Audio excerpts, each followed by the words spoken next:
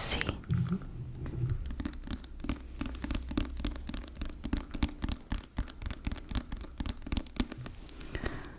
I read this a while ago in the summer. It's kind of a perfect summer book to read, but we'll make it feel like summer, I guess, since it's at least where I am.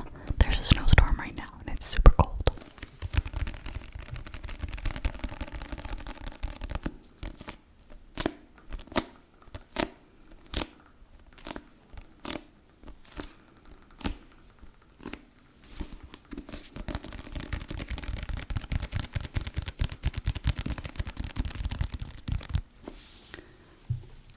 Okay.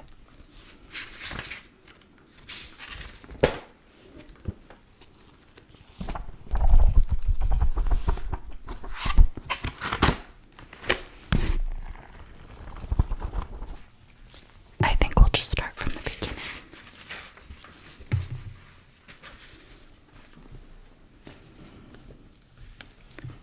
Alright.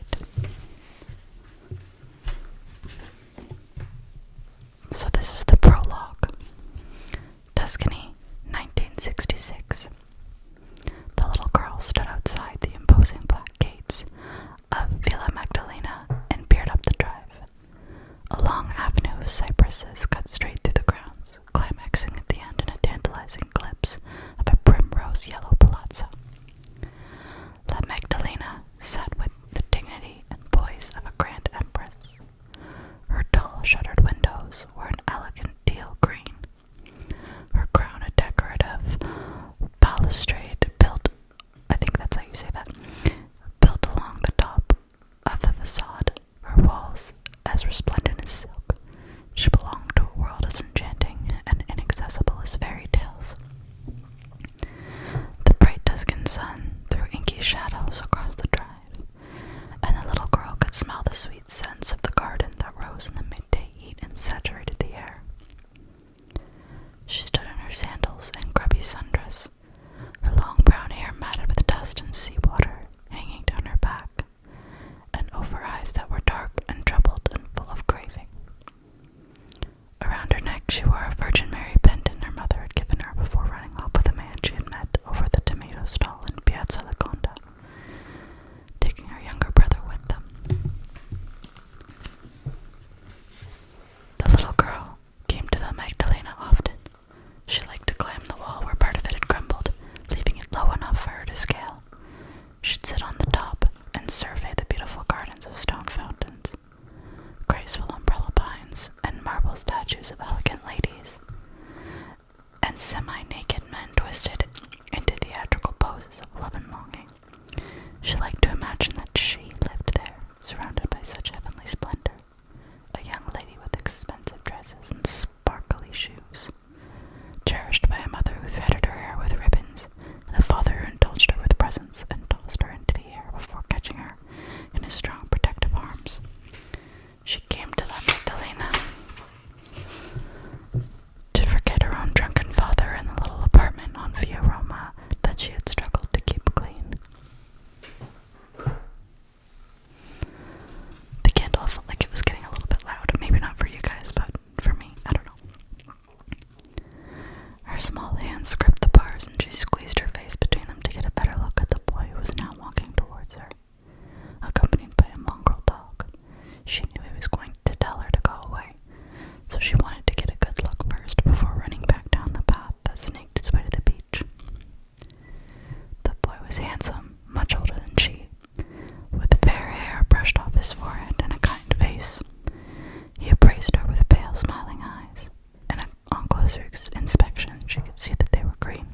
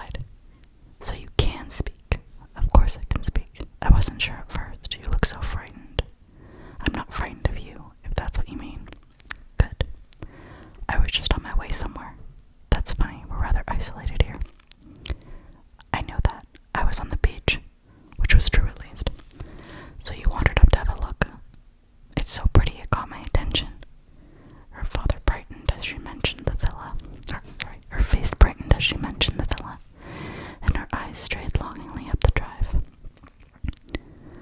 Then come in and I'll show you around the gardens. My family isn't here, so I'm alone. It'll be nice to have someone to talk to. I don't know. Her eyes darkened again, but he opened the gate. Don't be afraid, I'm not going to hurt you. I'm not afraid, she retorted. I can look after myself, you know. I'm sure you can. She stepped in, and he closed the gate behind her. She watched him lock it, and her heart lurched a moment with anxiety, but then her gaze was drawn back to the villa, and she forgot her fear. Do you live here? Not all the time. I live in Milan mostly, but we summer here every year. Then I will have seen you. Really? Her excitement at being in the grounds gave her courage. Yes, I spy from the wall. You little devil. I like to look at the gardens. The people don't interest me so much. Then I'll give you a better look so you won't have to spy anymore. She walked beside him, her heart now swelling with pleasure. Is all this really yours? Well, my father's. If this is your summer house, your house in Milan must be built for a king. He laughed, tossing back his head. It's big, but not big enough for a king. This is bigger. There's more space in the countryside. It's old, isn't it? 15th century. It was built by the Medici family. Designed by Leon Battista Alberti in 1452. Do you know who he was? Of course I do. How old are you?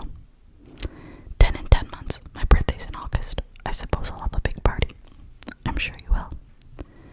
She looked down at her feet. She had never had a party. Now her mother had gone. No one would even remember her birthday. What's your dog called? Good night. That's a funny name. He was a stray I found on the road in the middle of the night.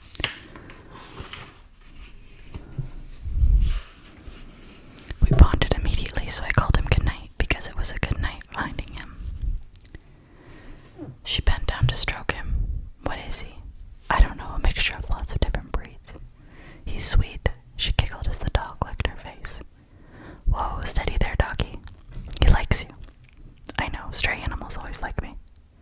Because you look like a stray yourself, he thought, watching her wrap her arms around Goodnight's neck and rest her head against his fur. I've made a friend, she said with a triumphant smile. He laughed at her exuberance. Now, you've made two. Come on. They walked the full length of the drive side by side, her confidence growing with each step. He explained the architecture, showing off his knowledge, and she listened, enraptured by every detail, trying to remember in order to later tell her friend Costanza. The villa was even bigger than she had thought. She had seen only the central part, between the trees and the end of the avenue. It had two other wings, not quite as tall as the bit in the middle, but just as wide. Classically portioned and unfussy, it had an understated grandeur. The yellow paint giving it a happy, complacent look as if it knew it didn't have to try being beautiful. She longed to go inside, to walk through the rooms and gaze at the paintings that hung on the wall. She was sure it was even more wonderful than the outside, but he took her round to the back where a sweeping stone staircase descended from the villa into a formal garden of statues, terracotta pots of topiary and lofty pines. It was as though she had died and now walked through paradise, for surely only heaven could be as beautiful as this. He directed her through a small gate in the wall, into a pretty ornamental garden settled within a circular stone colonnade. The centerpiece was a glorious fountain of mermaids throwing water in the air. Around the fountain a path was planted haphazardly with thyme, and pretty iron benches were set on all four sides against low edges that boxed four neatly trimmed lawns and flower beds. She took a while to take it all in, standing there in her sandals, clutching her heart because she had never before seen so much splendor. This is my mother's garden, he told her. She wanted a place where she could read in private without being spied on. He winked at her and laughed again. You'd have to be a very accomplished spy to get in here.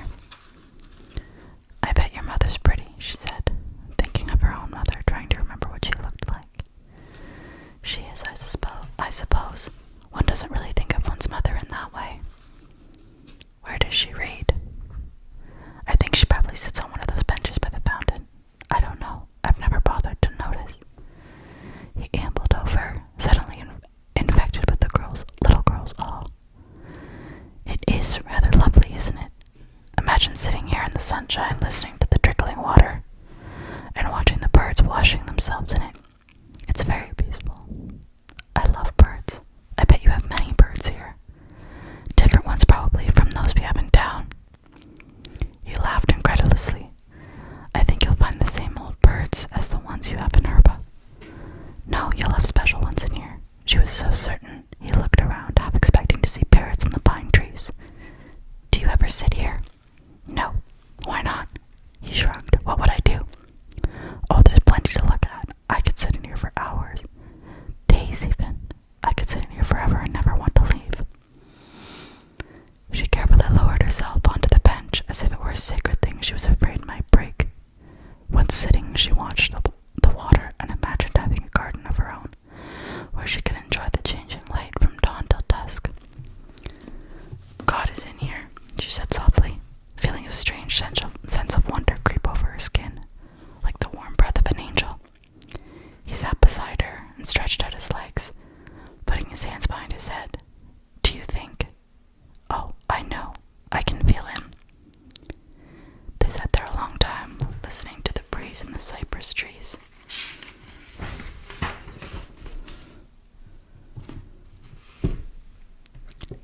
And the doves contentedly cooing on the roof of the villa. Goodnight sniffed at the borders, cocking his leg against the hedge. This is the best day of my life, she said after a while. I don't think I've ever been so happy. He looked at her curiously, a tender smile curling his lips. What's your name, Piccolina?